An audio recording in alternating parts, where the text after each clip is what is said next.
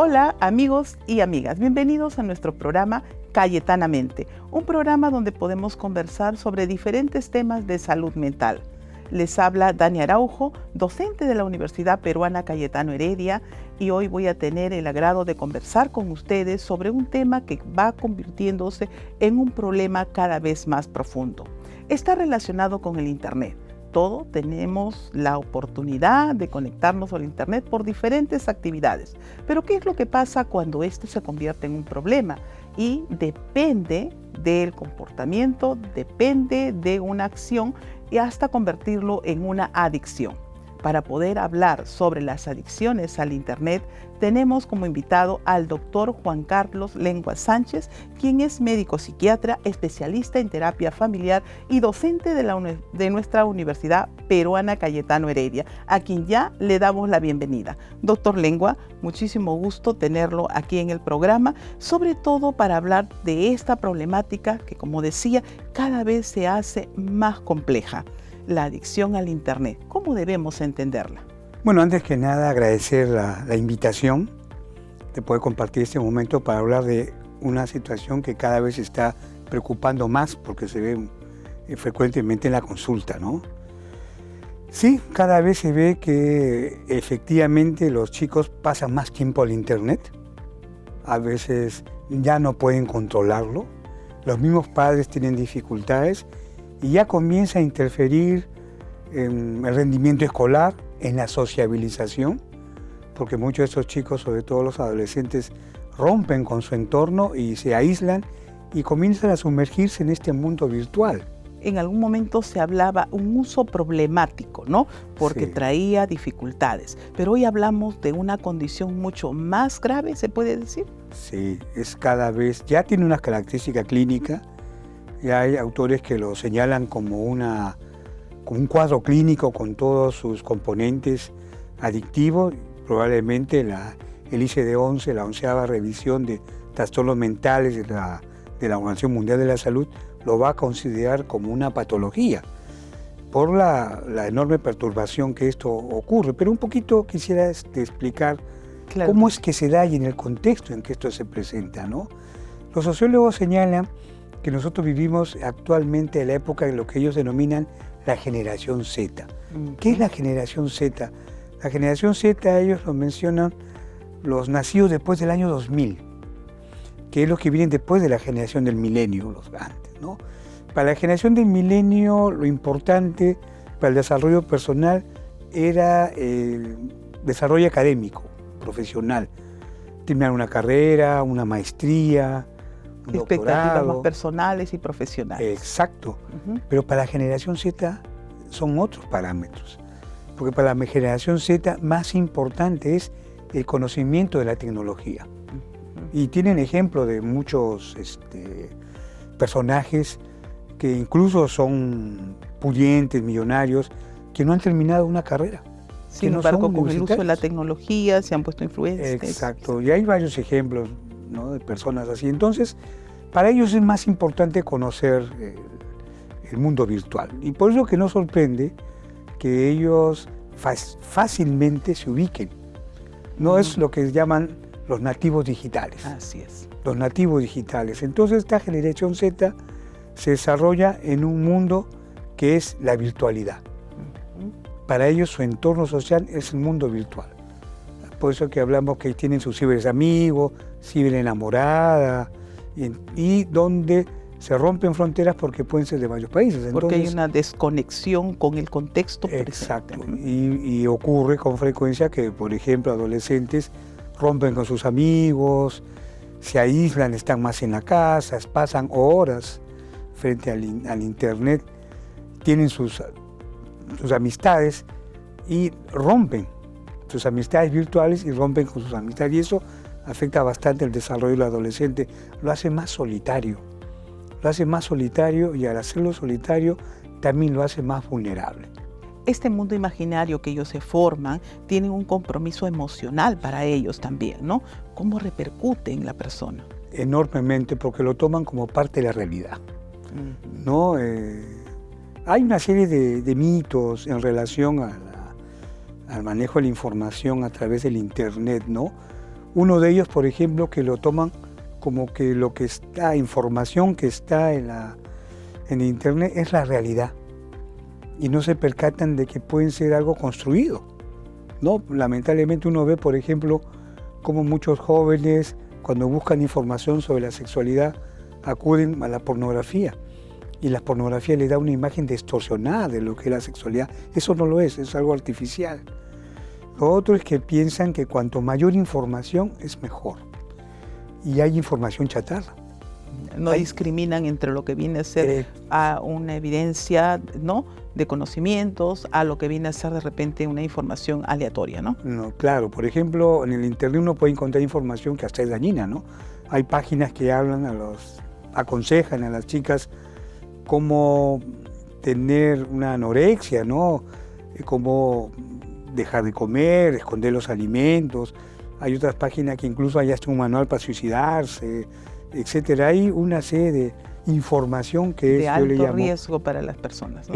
Con riesgo, una información chatarra, al cual los adolescentes no están prevenidos, no saben lo que no conocen y toman esto como la realidad, como que es parte de la vida y hay una distorsión de la realidad, es estar sumergido en un mundo virtual, pues. De tal forma que de pronto aparece una preocupación, aparece algo novedoso, inmediatamente van al Internet y averiguan y asumen eso como una información. Exacto, como parte de la realidad. Lo que pasaba hace algunos decenios con las novelas, ¿no? Hay gente que pensaba que la telenovela es la vida, cuando son argumentos creados por un libretista, ¿no? Igual pasa en el Internet. La gente entra al Internet y piensa que eso es la realidad y que eso es la verdad. Así como se va formando hábitos, porque de repente hacemos conductas repetitivas, ¿no?, que vamos adquiriendo aprendizajes, etc. De la misma forma existe un proceso en donde la persona va adquiriendo esta adicción. Así es. Va a llegar un momento en que, como describen ya algunos especialistas, va teniendo ciertas características, como por ejemplo no se controla. Habitualmente cualquier persona que entra a una computadora tiene la decisión y la fuerza de machucar un botoncito y apagarla. Gracias. Para ellos es tremendamente difícil eso. No tienen control. Segundo, no sienten que pase el tiempo. A veces le dicen a la mamá, no, yo estoy media hora, una hora, y resulta que está 5, 6, 7 horas. Lo otro es que altera todo su ritmo. Ya en caso severo no almuerzan, no comen con la familia, ya no se reúnen con sus amigos, están solamente en su cuarto, una vida sedentaria, con poca actividad física, por eso que muchos incluso tienen sobrepeso, ¿no? Porque no hacen actividad física, se vuelven más solitarios. Y por eso que hay muchos trabajos que señalan que frecuentemente estos jóvenes pueden incurrir en cuadros de ansiedad y si esto continúa, incluso de depresión. Claro, porque van perdiendo modos de afrontamiento a situaciones que de repente se pueden presentar. Así es, van perdiendo recursos. Y también la percepción de apoyo, como que no lo ven, ¿no? Por el que de pronto se les puede decir, este es un problema, y ellos no lo entienden como un problema. Así es, porque es parte de su vida. No tienen conciencia de esa situación. Ya llega un momento que algunos describen ya casos en los cuales ya no lo puede dejar. Y si uno le quita, responden de manera irascible, inquietos. No, algunos hasta describen que podría presentar un cuadro de abstinencia, como ocurre con la dependencia a sustancias, ¿no?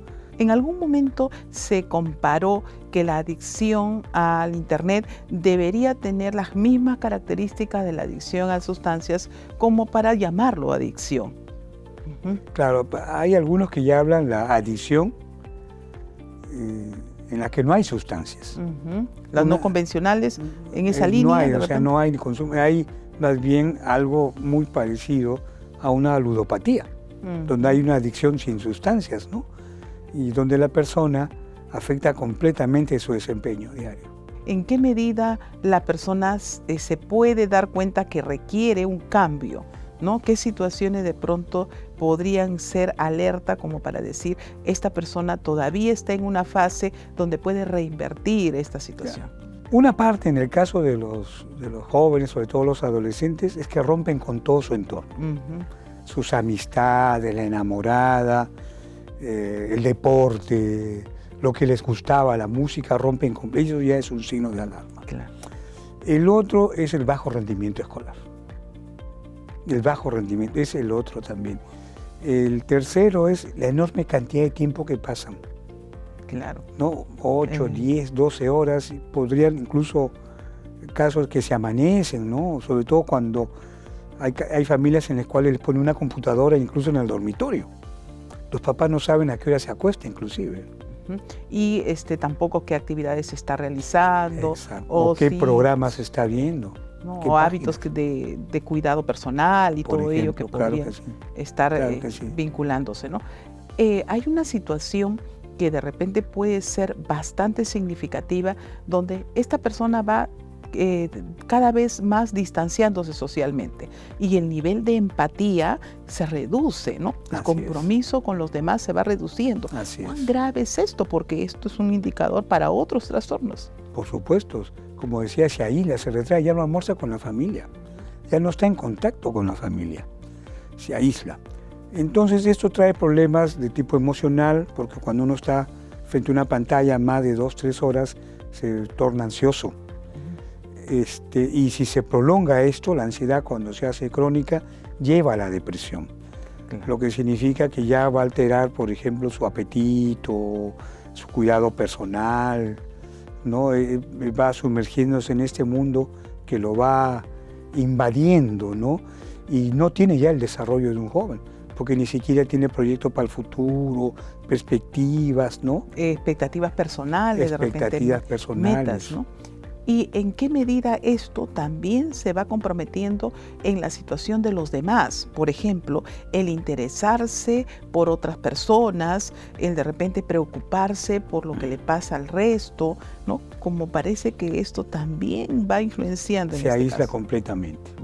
Se aísla completamente y se sumerge en personajes virtuales que no son reales, y ahí viene un peligro, porque muchos de estos personajes en Internet están basados en el anonimato.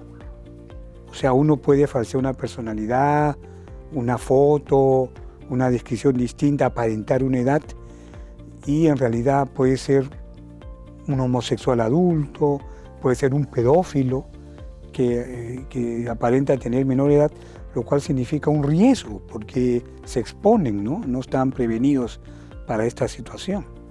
Hoy se han encontrado muchas conductas de riesgo de este carácter. Así es. ¿No?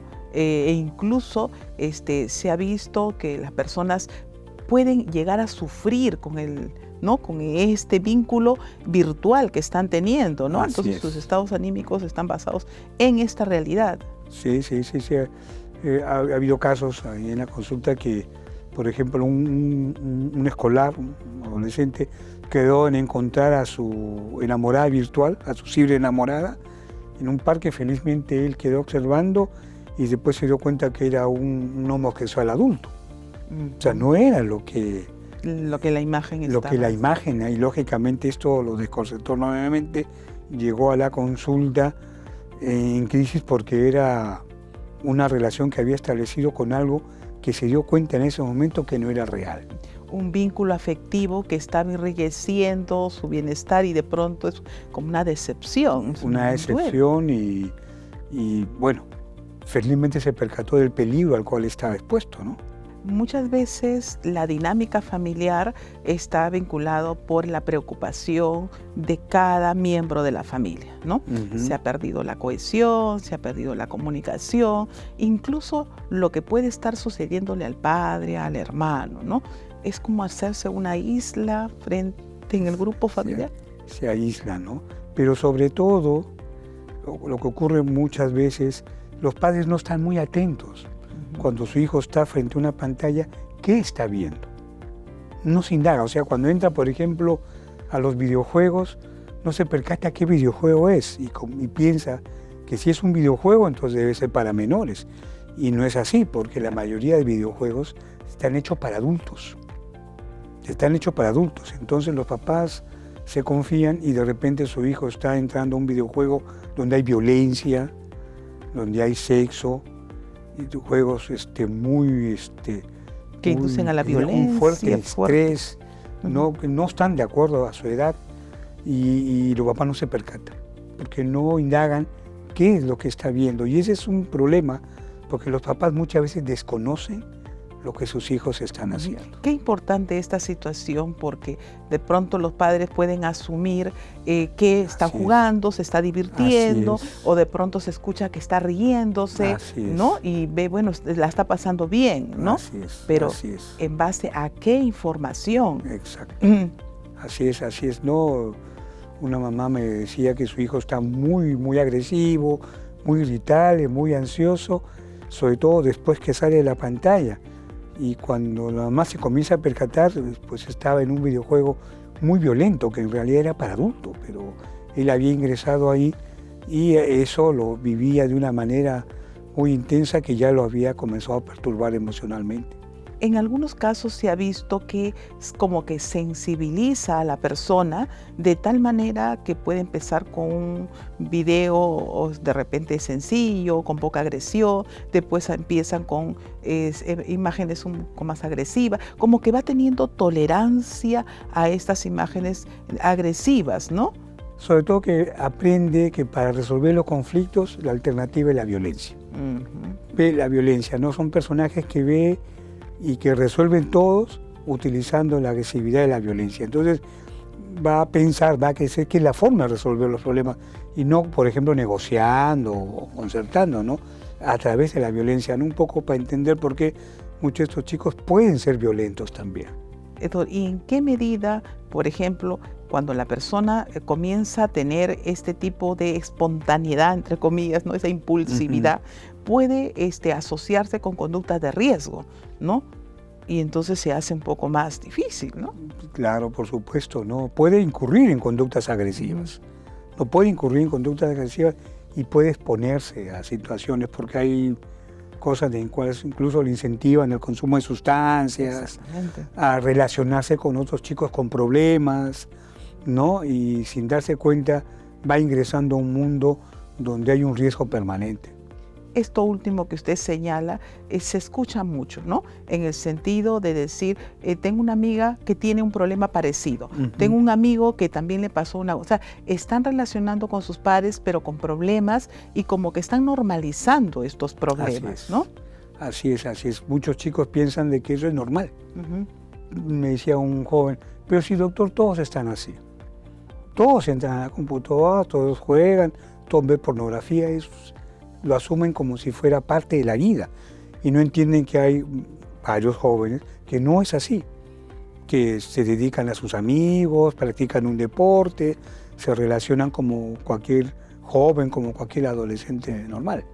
Y doctor, ¿y cuál es la alerta que debe tener la persona, ¿no? Porque está en una dirección a cada vez comprometerse más en su salud mental? El desafío en la actualidad es quién va a prevenir al niño o al joven de los riesgos. Ahí hay opciones. O es alguien de la familia, lo que significa que tiene que estar pendiente de qué es lo que ve su hijo, informarse.